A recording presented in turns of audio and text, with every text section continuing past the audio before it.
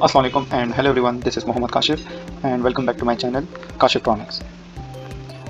So today we are going to make a simple police light circuit using Arduino in the fritzing software.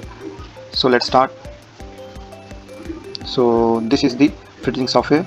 So first click on the breadboard and resize the breadboard. Go to the inspector and select the size half plus. So look at this. This is the half size of breadboard.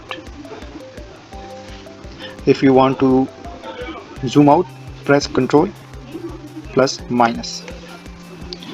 After that, we need Arduino. Click on Arduino parts, and they will be load the Arduino parts.